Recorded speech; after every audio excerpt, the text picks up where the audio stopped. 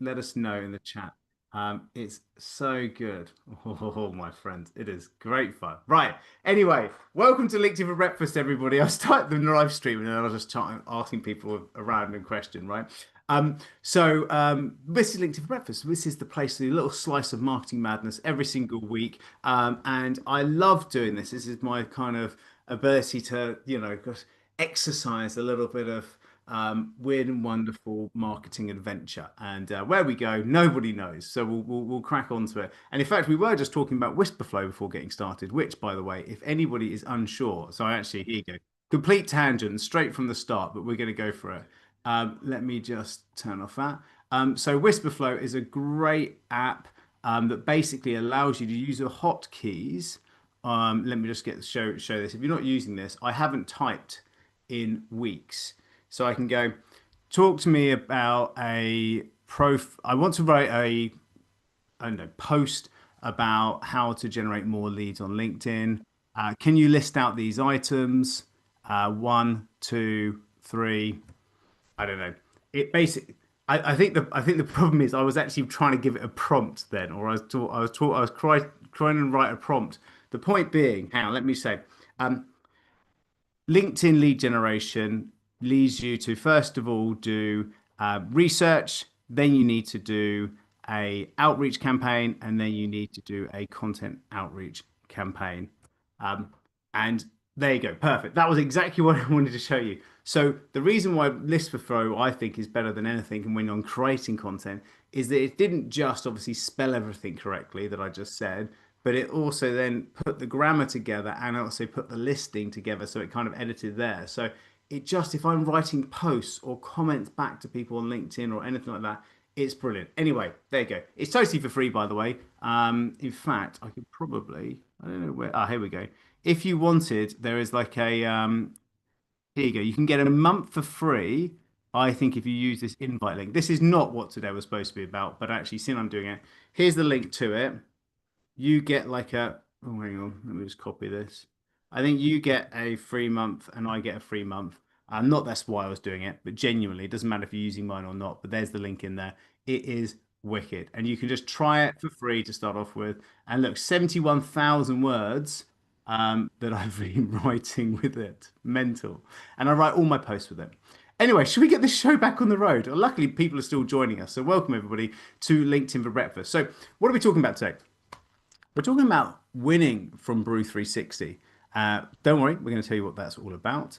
And we're also going to give you a flavor for actually how to solve it, what to do with it, and how to optimize your profile. And I'm going to give away a free AI tool that many of you may have already played with, but we've been updating it and editing it to round the knowledge that we're getting around what works well on LinkedIn. And I'm going to give you guys all access to that so you can optimize your LinkedIn profiles so it is presented better for the new algorithm changes. Right.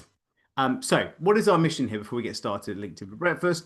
It's basically help you to harness the full potential of the world's largest professional network, LinkedIn, for both brand expansion. So that's the thing that where people recognize you for what you do and people kind of start to see you as a thought leader in your space. But also the lead generation stuff. That's the business development stuff, the thing that kind of gets your phone ringing and inbox pinging with inquiries. So there are two missions there. We want people to recognize you more and we want you to get more leads. And we want this to be the best place on earth that you can come and learn LinkedIn for free. And I really do hope that you feel that way, especially the regulars in here. We give away so much stuff and we don't ask for anything in return. This is so tell your friends about that. And where you should direct them to is this school community, LinkedIn for Breakfast, which Flora, I hope in a second is going to, there you go, look at that. She's always on par. So in the chat right now, Flora's just put the link to LinkedIn for Breakfast. If you're watching this on the live stream or if you're watching this, just Google LinkedIn for Breakfast School, SKOOL, LinkedIn for Breakfast School, and you will find this wonderful free community where we put all the recordings, all the links to all the AI tools, and we can network with each other. And also we got a post party where we all like and share each other's content, right? So what's our agenda for today, my pedigree chums?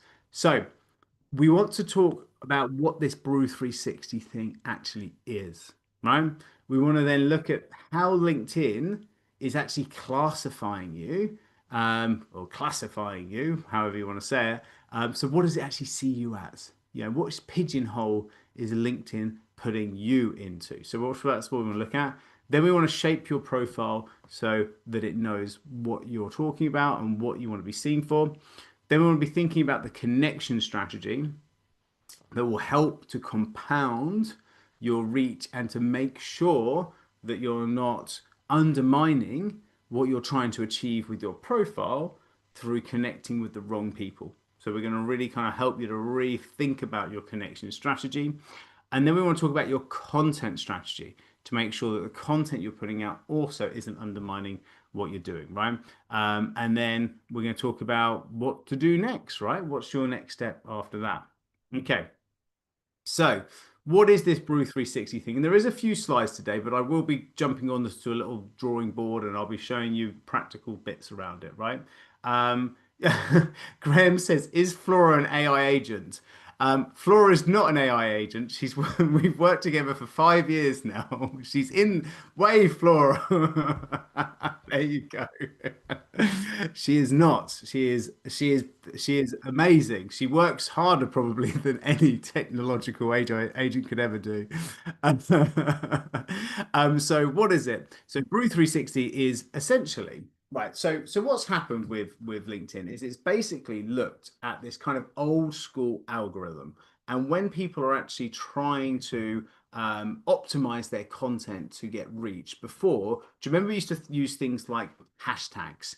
And so you'd hashtags would say, right, these are the 5 or 6 things, the themes that you want to be seen for this piece of content, right? So a hashtag you'd put underneath your content, and you'd try and use keywords in it. And it was very much like we used to do, and let me just have a look at you guys. So it used to be very much like how we used to run old SEO campaigns. So back in the day, search engine optimization, you'd want to use keywords within your content on your website. You'd want to use tags in the back end, and you'd be creating meta tags and description tags in the coding in the back end of a web page to make sure you use those keywords over and over, right? And so even back in the old fashioned days, before kind of Google stopped it, you used to put like keywords in the background text on a page. Like if it was a white background, you write white keywords in the back end. That was a few years ago now. So that was kind of the analog, old school way of doing it. You're basically giving signposts to Google or to LinkedIn in this instance about the phrases you want this post to be seen. The problem is that is down to you telling it what you want that thing to be ranked for, which doesn't always stack up because that might actually not be saying what you're saying is the keywords, right? So it's not actually that effective, but that was the old school way of doing it, right? Whereas things are changing now, right?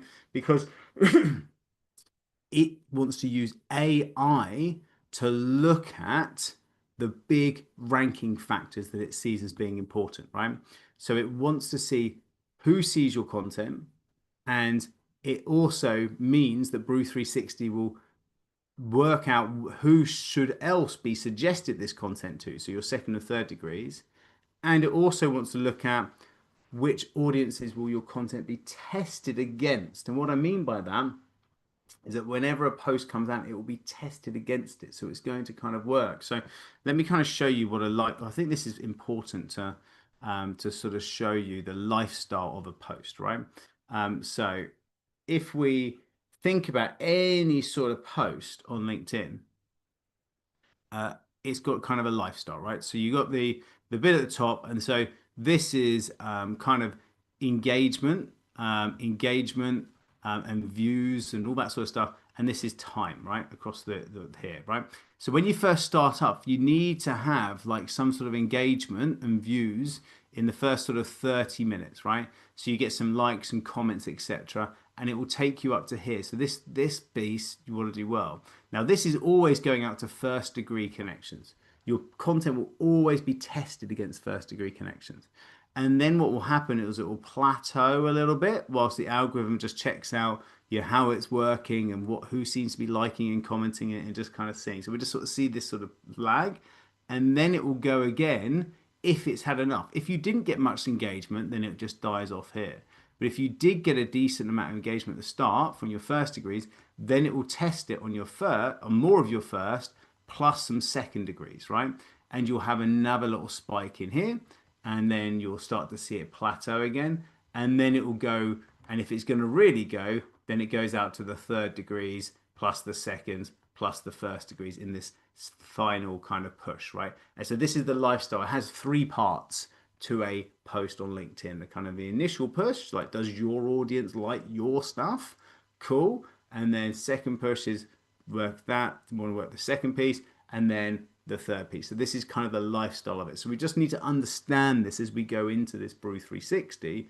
This is what's important in terms of the lifestyle of a piece of content. And it's the AI now that is giving those extra pushes and is doing those reviews automatically of your content, right?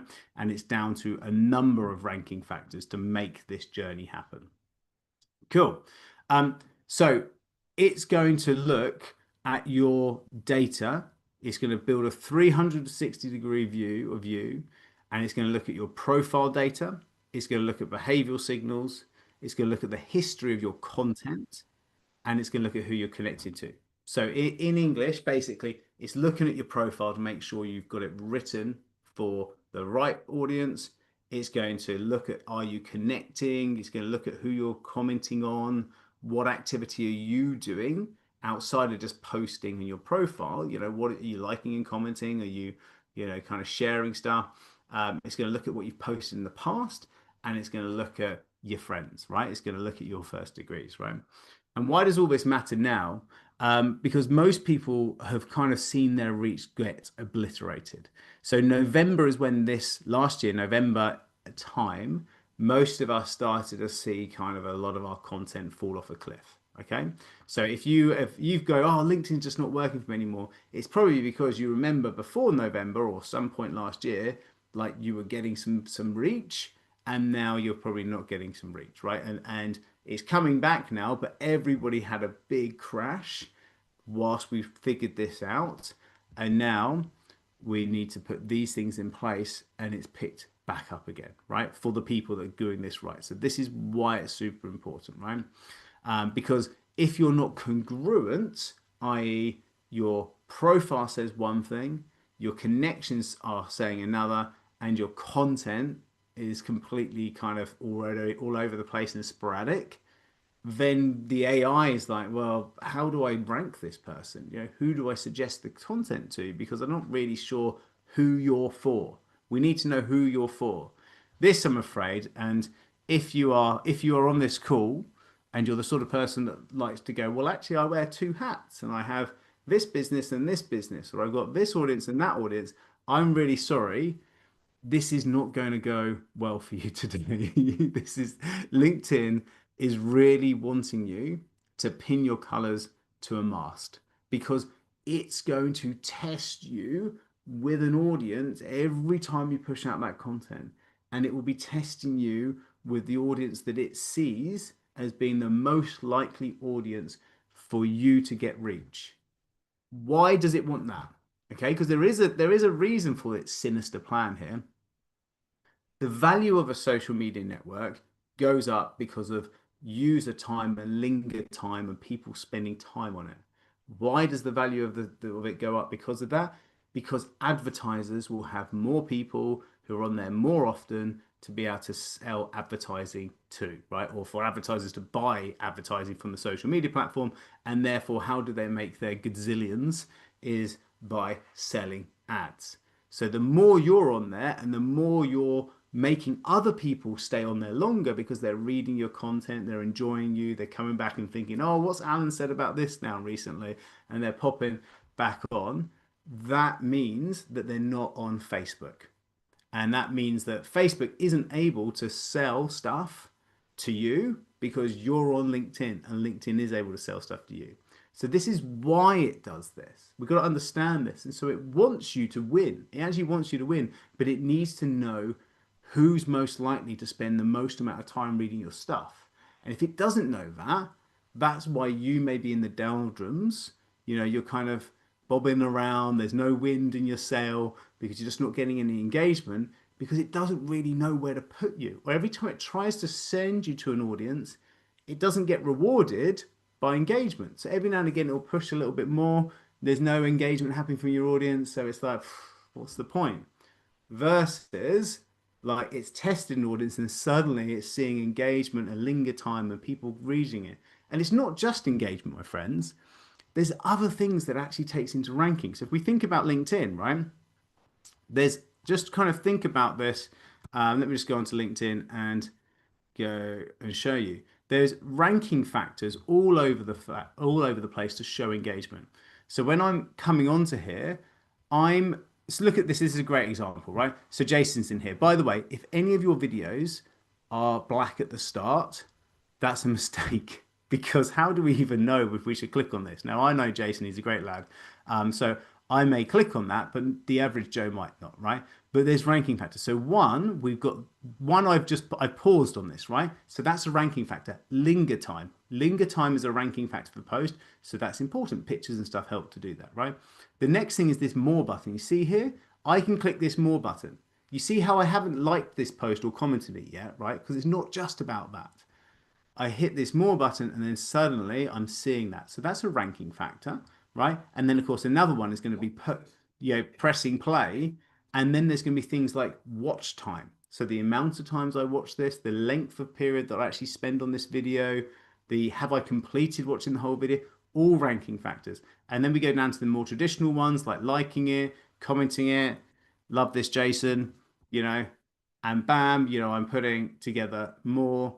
These are ranking factors. However, there's the gold ranking factors. Who can give me the two golden ranking factors in the chat right now? What do we think? What do we think? Give us some ideas on what you think the two most golden ranking factors are. Who's going to win? Ah, yes. Save and repost. Alan, I think you got there first. Congratulations, right? Because people forget about this. So if you want people to help you, why don't you actually say to them, hey, save this for later, right? So if people have to go all the way up here to actually, oh, he's gone, he's gone up, Jason, where have you gone? But if you go up to here, look, I have to go all the way up to here to save this post. Why would I be saving it? Like, what do we do with saves? Well, it's going to be in these saved items down here, so we can actually see the saved items. And it's highly unusual for someone to be saving items so they can go back to it later, right? So it's a huge gold dust ranking factor, right? Which you can actually ask people to do. And then, of course, the other thing is that I can be reposting it on my network with some thoughts, right? And I could be saying things like this. Do you have a picture? Cool. Definitely send your deck to David. Okay, right, good stuff. Right, I said the word deck there. Good. Okay, right. So, so that's the reposting. Okay, and so they're golden ranking factors. So these are things that the algorithm really wants to see that kind of levels up. So this is what we've got to be able to achieve. Okay, so I hope that's a little bit kind of an intro in terms of what makes posting, what goes well with posting, and so how do we want this AI piece to work, right? So it's going to classify you as around who are you for? Who is this person actually for, right? What problem do they consistently talk about? Who engages with you, right? And so then for it's going to look at that overlap, right? And it's going to really want to see this, okay? Super, super important. Content, profile, right? And connections. Content, profile, connections. Those are the three that you really want to make sure are lined up, okay? So what I put together before we talk about actually, who you should be connecting with and also content, I've put together a GPT that essentially will look at your profile like the AI will look at your profile and try and tell you what it sees your profile as actually being for.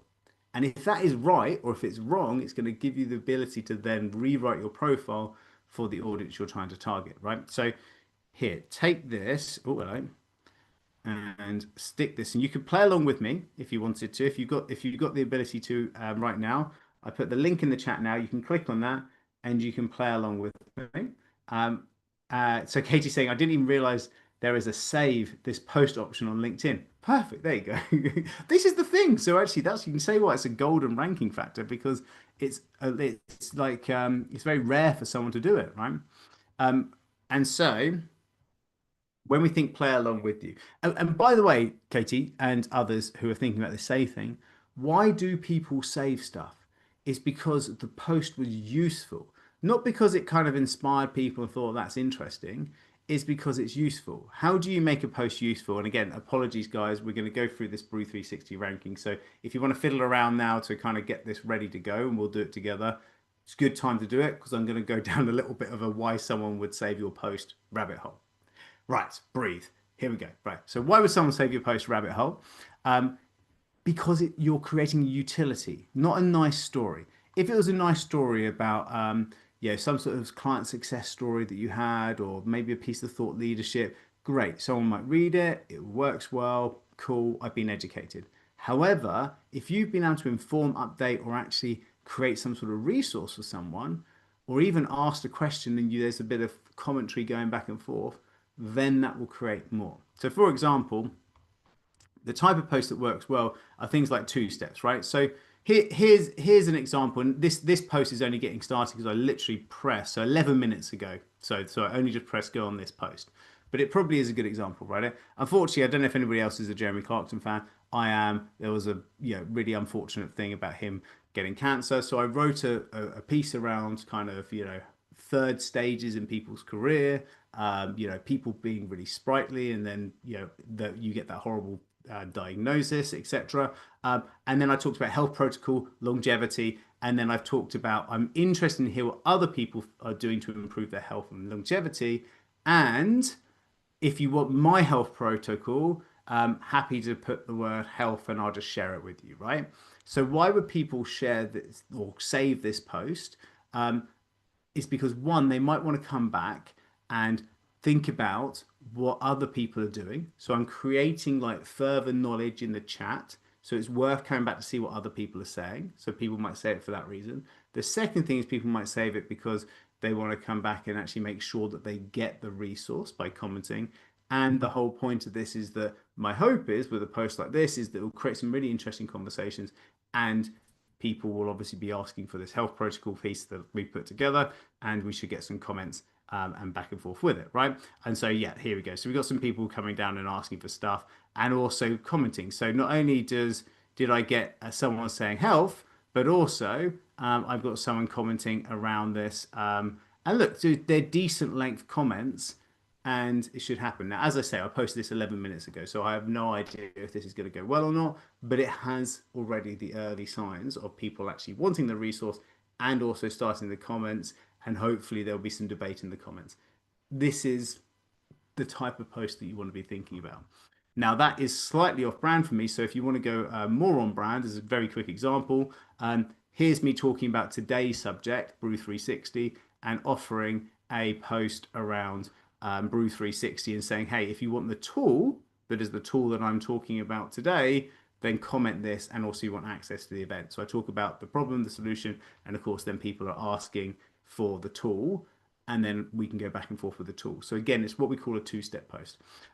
Cool. So that's why, because it's useful, right? Okay, cool. So bubbling back up to the surface for the brew, bubbling back up to the top of the brew. Talking of which, I'm just going to have a quick sip of mine. Oh, lovely. Yorkshire tea, milky, just perfect. So Brew 360 profile classification. Okay, so the idea of this is it's going to look at your profile. You click start here. When you go into this, it's going to ask for just 5 things. Okay, it's going to ask you for your headline, your about section, your experience, your featured items, and then 3 to 5 recent LinkedIn posts. Now, the hack for this, which is why I'm going to show you how you can do it, you can just do it in one response. And the beauty is that if you don't pay for ChatGPT, it just means that you're not going to use up all your credits. You only have to answer it once. It's going to produce the whole thing for you, right? It may ask you 1 or 2 other questions, but the whole point is I've tried to optimize this so it's not going to kind of burn through credits. If you've got the premium ChatGPT, then great, you're laughing, right? So you go onto your LinkedIn profile and you can either copy it, as in copy the text, But if you want a super hack on this, just do a screenshot of each piece because it's clever enough to be able to read the screenshot, right? So we just go into here, we dump the headline into there, we go back, it wants the experience section. Make sure, by the way, you actually have um, pulled out the experience section so it's the whole piece. So you can either kind of minimize it and take a screenshot like that, or if it's really long like mine and you worry that it might not read it, you can then kind of, oh, hello, you can actually copy the text down, right? And work it that way. So I'll copy the text for that piece and then put that bit in. So that's the text. And then I'm going to go down to the featured section. So this is this section here. So just going to copy and paste that. So let me just get all the way to the bottom. Here we go. Pasting that in, and then I'm going to go to my experience section. And so this experience, make sure on your experience section there is sometimes a more button to expand it out. Mine's expanded out because I was playing about with this earlier. So you can then copy the experience section either as a screenshot or as a uh, um, as like just a pure copy and paste. Try and maybe do your other if you've got two jobs or two companies you're working on. Um, Make sure you got all your current roles because the whole point of this is if it's looking, don't try and tailor this. Like LinkedIn can see everything that's on your profile. So if you've got current roles, then make sure you put all your current roles on. And then it wants three or four examples of posts that you've written, right? Um, so um, so what I'm going to do is let's just take, so I take my latest one, which is going to tell me off for because it's not really anything to do what I do. So this is quite good. So this post that I just showed you probably will do well. But actually, I'm probably going to take a screenshot of that just to keep it nice and clean. So let me just go like this. Uh, oh no, no, that's not going to, I'm going to have to copy and paste that. So I'm going to go down to here and I'm just going to go post one. I'm going to paste that in. So you see, I'm just dumping it in there. This post here, I'm going to take a screenshot of because it's just nice and easy to screenshot. And then I'm just going to do one more. And then I'm just going to give it the whole lot, right? So here we go. So we'll do one on this. Now, if you wanted and you think that actually you've been ranting about something recently that's not reflective, maybe go back to something that's the more common type of post that you do. But I'm just for the point of this demo, just doing uh, all my most recent ones, right? So it's going to give me now, let me just zoom in, right? It's going to give us our Brew 360 um, primary classification and secondary classification. So the primary classification is founder-led growth operator. Cool. Secondary classification, LinkedIn educator. And the third one, virtual assistant, so delegation provider. So it's going to kind of give you these categories. Now remember, it needs to pigeonhole you. That's the whole point of what LinkedIn needs to do. It needs to be able to show you, who it sees you as being. So the whole point, if this is wrong, then you get an option at the end of this to say, actually, this is not what I want to be seen as. And then it will then help you to rewrite it, right? So it's going to say it's currently seeing three different businesses operating from one profile. Founder helping entrepreneur scale, LinkedIn educator, so community builder, virtual assistant and AI outsourcing company, right? And so it's already kind of telling me that maybe it's slightly confusing. And so what the algorithm most likely thinks is an entrepreneur who teaches LinkedIn and sells outsourced services, support services to business owners. Cool, right? So that probably is actually what I want to be. I teach LinkedIn and we have virtual assistants who can help you to do all this stuff on LinkedIn, right? So that is genuinely what I'm all about. So I'm kind of happy with that, right? But it's telling me what we're not. And so it just needs to make sure, are we happy with it? So this is what it's saying. LinkedIn creator plus VA business owner. Right, I like that, right? So it tells you about the dominant positioning. It will give you the mixed signaling. So, right, this is where it starts saying, well, this is kind of mixed. So signal one is this, but signal two is this, and signal three is this. And so it will tell you about the different conflicts, and then it will give you a authority strength score. So you remember as I said just before we hit recording, what would you rate your profile out of 10 for how well it's optimized for Brew 360? Well, hopefully, if you do this, you will actually get a rating out of 10 based upon our data and what we've seen and how we put together, right? So this hopefully will kind of align this, okay? It's now going to give us what's missing and it's going to give us some more information here. So I'm just going to kind of work through. So this will help you to kind of go through the content. It will give you some ratings on these and give you percentages. It's really cool, right? I've worked quite hard on this, so yeah, at least give it a go, my friends. Right, so so work through. What I want to say here is this is the thing that I want to get down to. So there's going to be gold. Everything above this is going to be gold for you. Then it's going to say this alignment question. Is this how you want LinkedIn to see you, right? If not, we need to describe in one or two sentences exactly how you want to be positioned and it will rebuild it, right? So, shall I say, I actually want to be shown as a digital marketing agency that can help people to run marketing campaigns across different social media channels, including Instagram and Facebook and LinkedIn, right? Just for you guys, I don't want to be shown as that, but let's just say hypothetically, I do, right? Now I'm going to say that because actually I feel like it's wrong. It's now going to go down and tell me all the problems. It's going to rewrite my title for me. So it's going to give me some options. So helping service businesses generate more leads through LinkedIn, Facebook, Instagram, and AI power. So it's going to rewrite my headlines. It's going to give me options. It's going to rewrite my about section for me. Guys, it's awesome. So I'm not going to linger on that anymore, other than saying it's really cool, right? So you can work it and play on it. So now I want to very quickly, 5 minutes for each one, and then we'll close. I want to show you content strategy and connection strategy because this is super important, right? And so why do we want to get this right? So once we get our profile perfect, we want to be thinking about your content, all right? So let me just kind of get rid of this. Um, if you are trying to connect with people on LinkedIn, you've got your profile, Brew 360. You've done it, and your profile is like, right, I'm going to be able to work with service sector, entrepreneurs. Let me just do something that's kind of obvious, right? I want to work with accountants, right? Right. So your profile is you help accountants be able to grow their business. Okay. So that is who you're trying to target. You've got your profile all sorted. Happy days. Who should you be connecting with? And actually, it's not as obvious as just connect with as many accountants as possible.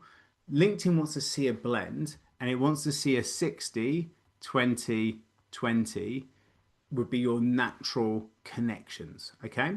So what it wants to see is 60% is actual accountants. Okay. Target demographic, big audience in there. You're putting content out for them. Great. Then it wants to see 20% as peers. Okay. So these are people in your industry who are putting thought leadership out around growing accountancy. Because if you look, I work with a lot of business owners who are service sector business owners who are trying to scale. I also connect with other people who serves that market, who also kind of help with this thought leadership stuff. When you start to build profile, you'll know other people who also have a similar profile who are talking to that audience, right? So peers are natural for someone to be connected with. So it's good to actually have a few that are kind of, might be considered competition who you're connected with because you kind of share ideas, etc. There's plenty of fish in the sea. So that's good and that's obvious.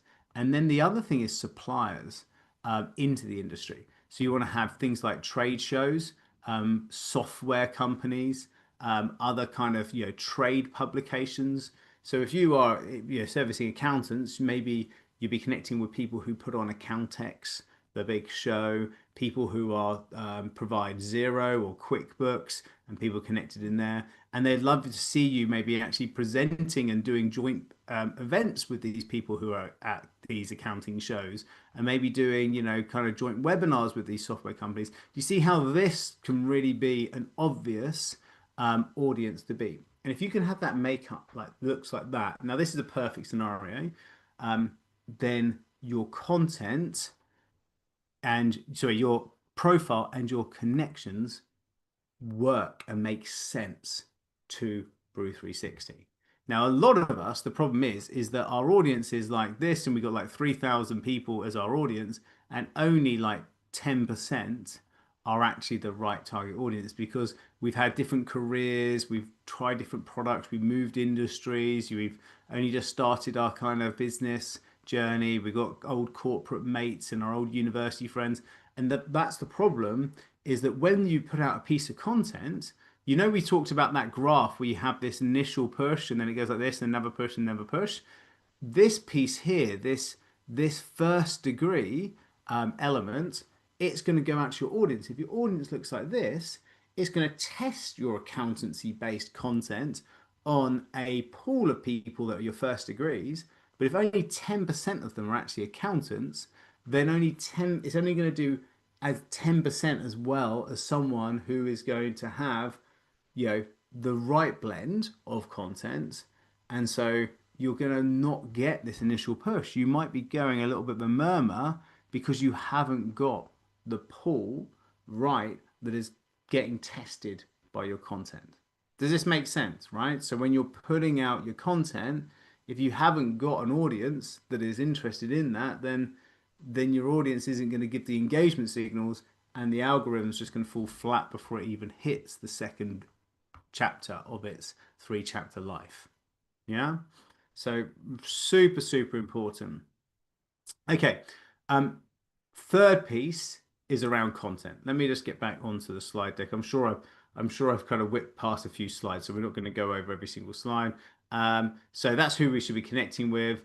Oh, quick one. Does SSI score still matter? So this is the social selling index. If people haven't tried it, you just go on and just Google social selling index. It will give you a score. Basically, it just gives you a bit of a hygiene check of kind of what your content is, but we see this as not being so important anymore because it doesn't matter about those ranking factors. I'm happy to take that a bit more in the questions, but I'm just conscious of time, so I'm just going to work through that, right? So Brew 360 in terms of your content, we want to be looking at who engages and how quickly and who are those people. This is so important. So we need to try and get your target audience or people who are suppliers to your target audience or people who are also selling into the same target audience. That kind of 60-20-20, we want to get that activity happening quickly with your first degree so then it pushes on, it gets that second legs. So that should be super important. And so that's why things like asking people to save the post, asking people to share it, asking people to comment helps that engagement piece working through it. Okay. So super, super important. Um, and the content that it rewards is making sure you've got one clear audience for that post. And you're talking about one problem for that post because people like that and the algorithm understands that. And then you're developing these consistent themes over times, right? And of course, we talk about the post there. So when we talk about these consistent themes over time, do you remember a lot of us talk about or on here, we talk about the 13-week cycle quite a lot, okay? So I think this is the last point that I want to be able to make today. We'll answer the questions, but we talk about having content pillars. Many of us probably would have heard this conversation about content pillars before, right? So these are themes that you are constantly kind of going back to. I know just kind of story wise, someone that I respect quite a lot, Daniel Priestley. He's been on Diary of the CEO 7 times. I've hung out with him. I even went on his stag do, so it's kind of we know each other relatively well. But Daniel's been talking about the same 5Ps: product, publish, partnerships, for so long that even on his seventh appearance on Diary of the CEO last week that I heard, even then he was still going back to those same core points that he was making in the heat of a debate with a billionaire around kind of the future of wealth post AI, right? But he's still pulling on those content pillars because he just knows that those are the things that he's known for and those are the things that he knows deeply how to debate. And we say to you, have 13 of these content pillars. Why 13? Because 13 times by 4 quarters equals your 52 weeks. So you go back to these 13 pillars 4 times a year, my friends. Right. And I laugh with people because everybody's like, well, actually, won't people get bored of your content? Well, yeah, I can barely even remember what I had for breakfast, let alone what you posted 14 days ago on a Tuesday, right? So the whole point of this is you want to keep on coming back to that. So if you've got the 13, they become your themes for the week and you rinse and repeat. So you can then go, right, I'm going to go, I know what I'm going to post every single week. So I've got these themes. And then we then start to say, well, actually, what are you going to post each day? So is it Monday, Tuesday, Wednesday, Thursday, Friday? So you can see that. Just as a real life example, and then I'll open up for questions.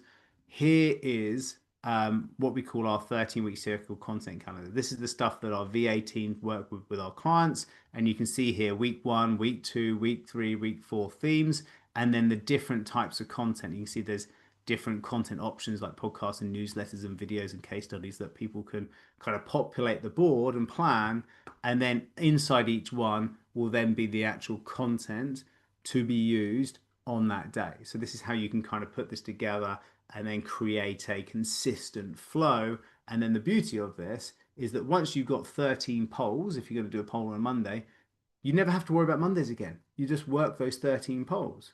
Once you've got 13 case studies that you're going to share Credibility Friday, you never have to worry about Fridays again. How many case studies do people need to read to be able to learn if they want to buy from you? No more than three, probably. Well, give them 13 and then keep on talking about them, right? So this is once you've got this working right, it can work well. Now, look, there's definitely stuff you do not repeat. So you don't do the same 13 newsletters. You'll write a new newsletter every single week, or you'll do a new type of podcast every single week. But you know what you need to write next week because you know what the theme is next week. You just put it in a slightly different way, right? So super, super important. I have 13 events that I do here at LinkedIn for Breakfast that I loop and I build new stuff and I create new tools and I perfect it. I've done this Brew 360 one 3 times now. And every time I do it, I add a little bit of a tweak to the AI tool that we do. I perfect it. I look at what the data's saying now. I enrich my presentation style. I probably should present a little bit better considering I've done it 3 times before, but hopefully we all got through today.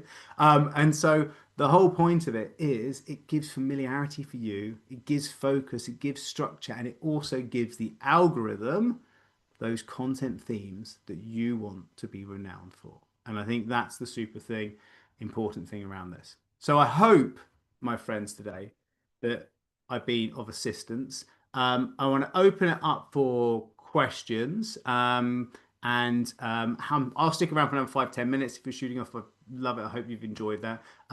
Before you go and before I start answering questions, if you want us to help you to look at your profile to see how well it's optimized after you've done this, we have a LinkedIn profile audit. Okay. So it's a free audit, one-to-one with one of my team. And you can just jump onto here. It's a booking form, totally for free, and we will go through it. There is one, there is only one session left in the whole. That's it. Just one session left. So I'll tell you what I'll do. I will stick that in the chat. Whoever's the fastest can have that one session at 11 o'clock next week. But if you want to have your profile audited, and I apologize that there's not enough sessions, could you just write the word audit? Because someone's just booked it. Good work. That was fast. Could you put in just audit in the chat and Flora will reach back out to you and be able to help. If you are interested in one of our virtual assistants, and look, I'll just let the website can do the talking. I'm not going to pitch you anything today. Here's our website. We're £5 an hour. And we do all this LinkedIn stuff for you. That's all you need to know. The website's there, sprintva.co, and we'll be able to help you. Okay. Tijal, over to you. Let's open up the questions. Yeah, so my question was regarding the featured section. Yes. So that's something that I need to be working on. So can you give some advice on what we could be putting on there as the featured? Right now, currently, I'm just putting some posts that I quite like to share. But yeah, how can we use that as effectively as possible? I love it. I love it. The features section, literally one of my favorite subjects. And I know that I need to get out more. I do understand this. So it's a really easy answer. There's two things, and they are exactly these two things that we see work better through optimizing it. One is your big call to action, right? So in your header banner, your big call to action should be, whatever you want to happen when someone sees your content. for me, I'd love people to join our free community LinkedIn for Breakfast, right? So that's in my header banner here that says that. And then you see here, scroll down to my featured section for the join link because you can't actually give a join link in the header banner. You scroll down to the feature section and you can see here, join LinkedIn for Breakfast for free. So one of these things, and there should only be two, one of these things should be your big call to action, right? So then people can go on there, they can click on it, and they can go through to it. Could be for them someone to book a discovery call with you, could be to join your community, could be to join an event, could be to join some sort of download or what have you. But whatever the big call to action is, right? So this is for the hot leads. They're the people that were most intent and the place that you want to put them, right? So that's number one. Um, and then the second one, and why is there only two? Because if you do three or even more than three, it shrinks everything. And so it gets small, and people kind of have too many choices. There's already too many buttons that people see, and a confused mind doesn't buy, and a confused mind doesn't click. And so that's why we go two, and we try and make it big, big image. Don't have too much text in here. Join LinkedIn for breakfast free today. Boom. And it puts it through. So it's just like a call to action. The second thing is one of the most underestimated things on LinkedIn, which is a LinkedIn newsletter. If you don't have a LinkedIn newsletter, I have a training within LinkedIn for Breakfast school community on it. Just jump in. So if you jump into the community, LinkedIn for Breakfast, and go into go into LinkedIn Breakfast here, and in the classroom, you'll be able to see sessions, and there's a session on LinkedIn newsletters here, which will teach you all about how to create and design and build a LinkedIn newsletter. So I can put that into the chat if you want to just jump straight into that. There you go. And it will teach you all the ins and outs of it. But the kind of shorthand piece is it's the only thing that creates a one-click subscribe button on your profile like this. So one-click subscribe. So that's in soft leads. So you've got warm leads and hot leads here. So hot leads being the big call to action. Warm leads is this. And then you go onto your LinkedIn newsletter, and you and only you can see who your subscribers are. And then you can go and DM these as subscribers. You can see here that I've got someone like Jane here who's come onto my profile. She hasn't sent me a connection request, but she did subscribe to my newsletter. So therefore, I can actually then send her a connection and say, hey, thanks for subscribing to my newsletter, how's things? And I can start the conversation. If I didn't have that button on my profile, I would never have known that she was interested in my stuff because she didn't try and connect with me, right?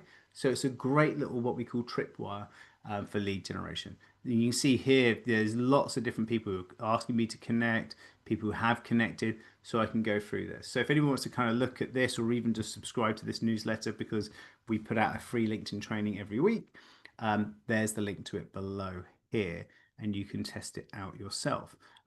But it means, you know, in the past 7 days, I've had 18 new subscribers to my LinkedIn newsletter, which is great, right? So that's 18 new people who join my audience by just passively just sitting there with the newsletter.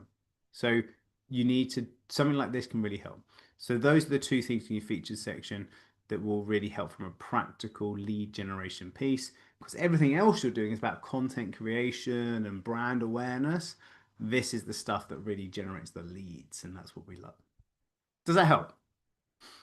Good stuff. Well, that's all. That's the best stuff I can give you. So if it doesn't help, then I've got nothing more to give. So Lisa, go over to you.